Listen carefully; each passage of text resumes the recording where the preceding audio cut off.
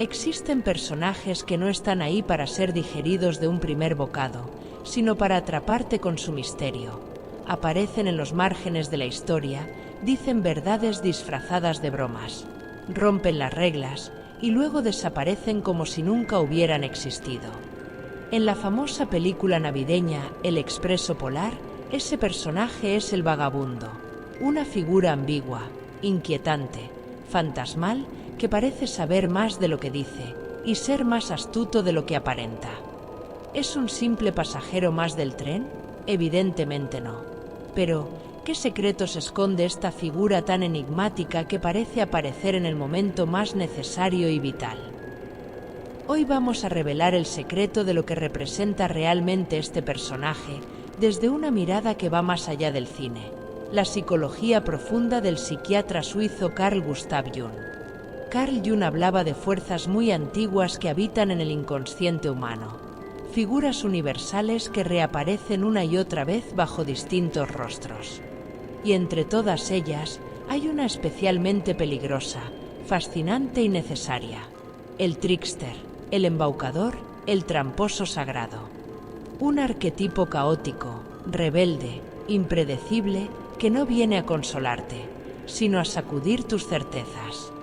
En este vídeo vamos a analizar sus gestos, sus palabras y su comportamiento para descubrir el motivo por el que el vagabundo del Expreso Polar no es un personaje cualquiera, sino la encarnación moderna de una fuerza ancestral que aparece cuando estás a punto de cruzar un umbral. Porque a veces, quien parece perdido es quien mejor conoce el camino. Carl Gustav Jung escribió en sus obras completas que el arquetipo del trickster puede manifestar cualidades personales consideradas inferiores: astuto, malicioso, impredecible, transgresor, inconsciente, mundano e incluso sacrílego. No porque sea malvado en esencia, sino porque no acepta ninguna disciplina que no sea su propia actitud experimental frente a la vida. Trickster no obedece reglas morales claras, no se somete a sistemas cerrados, y por eso mismo puede resultar profundamente peligroso. Carl Jung advierte que el embaucador puede exponernos a riesgos graves, y que justamente por eso ejerce una atracción irresistible sobre los jóvenes con tendencia a la rebeldía. Y es imposible no ver esta advertencia reflejada en una de las escenas más tensas y esperadas del Expreso Polar. El niño decide devolverle el boleto a la niña, y para hacerlo debe salir del interior del tren que va a toda velocidad y subir al techo. Lo que encuentra no es un camino, sino la nada, un paisaje helado, infinito, hostil, donde no hay señales claras de por dónde avanzar. Es el tipo de lugar en el que cualquier niño sensato se habría detenido. Avanzar parecía igual de letal. De no ser por lo que ocurre a continuación, el viaje y la vida del niño héroe habrían terminado allí. Porque justo en el borde de ese abismo aparece el vagabundo, sentado tranquilamente sobre el tren en movimiento, como si el peligro no existiera, calentándose junto a un pequeño fuego, tomando café y lavando su ropa. Totalmente despreocupado, totalmente inconsciente del riesgo. Esta es una de las caras más puras del trickster, la figura que se ríe del peligro, que no lo niega ni lo dramatiza, simplemente lo habita y lo domina, porque es inconsciente y astuto, como decía Carl Jung. El vagabundo se muestra gracioso, confianzudo, oscuro, incluso perturbador y hasta loco. Se burla de Papá Noel como si no le importara nada. Esto es importante porque Carl Jung dijo que trickster puede encarnar la cualidad del sacrílego, que es aquel que falta el respeto a lo sagrado, que en este caso sería Papá Noel. Otra escena que revela el carácter travieso e inconsciente de trickster es cuando le ofrece una taza de café al niño, pero el café era en realidad el agua sucia que el vagabundo estaba utilizando para lavar sus calcetines. El niño se da cuenta y escupe el contenido, a lo que el vagabundo le responde diciéndole «salud». Pero aquí ocurre algo crucial. En ningún momento el vagabundo actúa como un verdadero escéptico. De hecho, le pregunta al niño qué piensa de ese hombre, de Papá Noel, asumiendo que es alguien real, una entidad, una persona concreta. El niño, titubeante, responde que quisiera creer, pero, y se queda en el pero, como si pensara lo que podría ocurrir si cree en Papá Noel.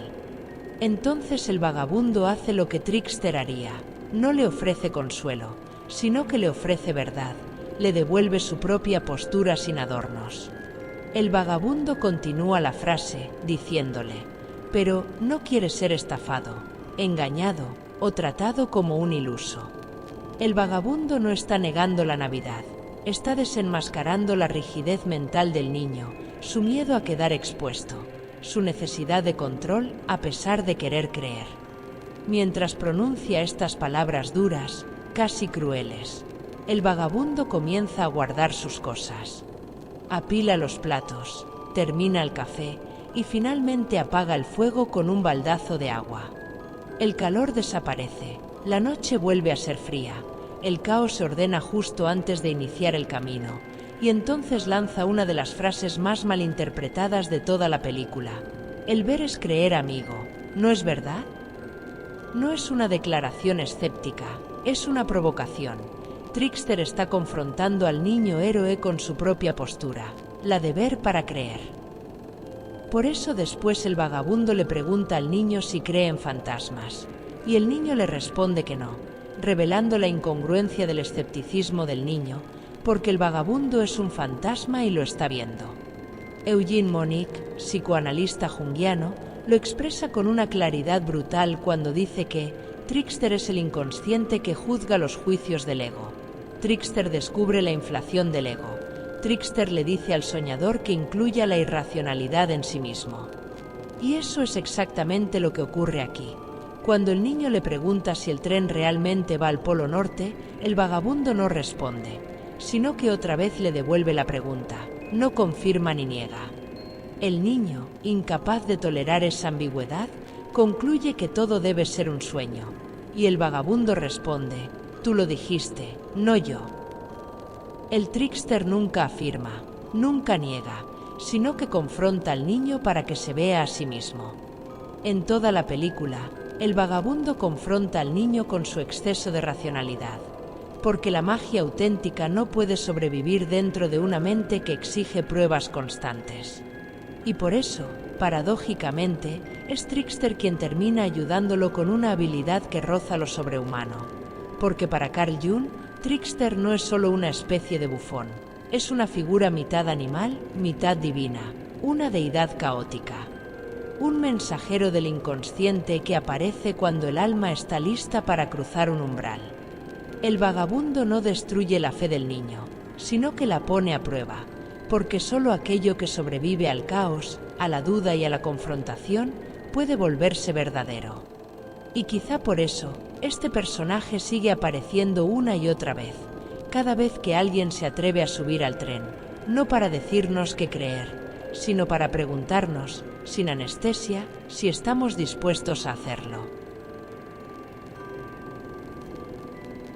Para Carl Gustav Jung, el arquetipo del trickster aparece una y otra vez en la psique humana como una fuerza catalizadora de caos y transformación. No llega para preservar el orden, sino para romperlo. No trae certezas, sino verdades incómodas. Carl Jung lo describe como una figura que busca provocar y liberar aquello que ha quedado reprimido. Una energía que irrumpe cuando la conciencia se ha vuelto demasiado rígida. El trickster desarma estructuras internas, se burla de las creencias establecidas y empuja al individuo fuera de su zona de confort. Y es precisamente por eso que resulta tan necesario, porque sin crisis no hay cambio, sin confrontación no hay despertar. En términos narrativos, el trickster cumple el rol de personaje catalizador. No siempre es el protagonista, pero sin él la historia no existiría. Es quien rompe el equilibrio inicial y obliga al héroe a actuar, a tomar decisiones, a transformarse sí o sí. No siempre lidera el viaje, pero lo pone en marcha. Y esto es exactamente lo que ocurre cada vez que el vagabundo interactúa con el niño en el expreso polar. Cada aparición suya desestabiliza algo, introduce duda, humor, incomodidad o peligro, y empuja al niño un paso más cerca de su destino. Este arquetipo es tan antiguo que Carl Jung lo rastrea hasta figuras animales presentes en mitologías de todo el mundo: el coyote, el zorro, el cuervo o el mapache. Animales liminales, astutos, ambiguos, capaces de engañar y enseñar al mismo tiempo. Seres que viven entre mundos, como el vagabundo que vive en el techo y entre las ruedas del tren, y entre el mundo físico y el mundo invisible.